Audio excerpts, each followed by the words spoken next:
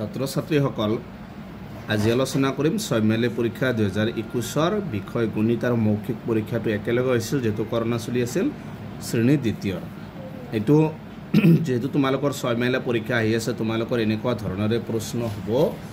গতিকে এনেকুৱা ধৰণৰ প্ৰশ্নবিলাক তোমালোকে চাবা হয় এটো আছিল ক্লাস 2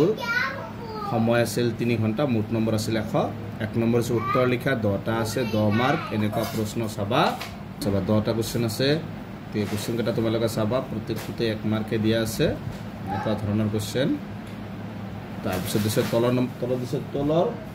সংখ্যাবোৰ অংকৰে লিখিব দিছে ইয়াতো 10টা আছে 10 মাৰ্ক আছে তাৰ পিছত আছে 3 নম্বৰ তলৰ সংখ্যাবোৰ আখৰে লিখা ইয়াতো আছে 10টা 10 মাৰ্ক যোগ কৰা আছে 5টা 5 মাৰ্ক আছে বিয়োগ কৰা আছে 5টা 5 মাৰ্ক এটা বাকচত 7টা আম আছে তেনেকুৱা 3টা বাকচত মুঠতে কিমানটা আম থাকিব 3 মাৰ্ক আছে তাৰ পিছত 7 নম্বৰটোত আছে 3 মাৰ্ক 8 নম্বৰটোত আছে 3 মাৰ্ক এইবিলাক 3 মাৰ্কৰ প্ৰশ্ন তোমালোকে চাবা ঘৰত ধুনীয়াকৈ মই কোশ্চেন কেটা দেখাই দি আছো এনেকুৱা ধৰণৰ তোমালোকৰ পৰীক্ষাত প্ৰশ্নবোৰ হ'ব যেটো তাৰ পিছত আছে তোমাৰ 11 নম্বৰটো এইটো 4 মাৰ্ক আছে 12 নম্বৰটো তলৰ কোনটো এই চিন বাই চিন দুটা একে চিন দিয়া আছে এটাই চিন হ'ব তো যেহেতু এই চিন আছে এটাই ফেলা হ'ব প্ৰশ্ন ভুল হৈ আছে তাৰপিছত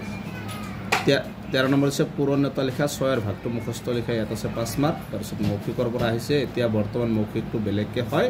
যেহেতু তেতিয়া কৰোনা চলি আছিল মৌখিকটো একেলগে হৈছিল ইয়াত প্ৰথমে 6টা কোশ্চেন আছে 6 মাৰ্ক তাৰপিছত খালি ঠাইবোৰ কৰা আছে 6টা 6 মাৰ্ক আছে 16 নম্বৰ তলৰ অংক কেইটাৰ উত্তৰ কৰা ইয়াতো 6 মাৰ্ক আছে 17 নম্বৰ 25তকৈ 10 ডাঙৰ সংখ্যাটো কি ইয়াত আছে 1 মাৰ্ক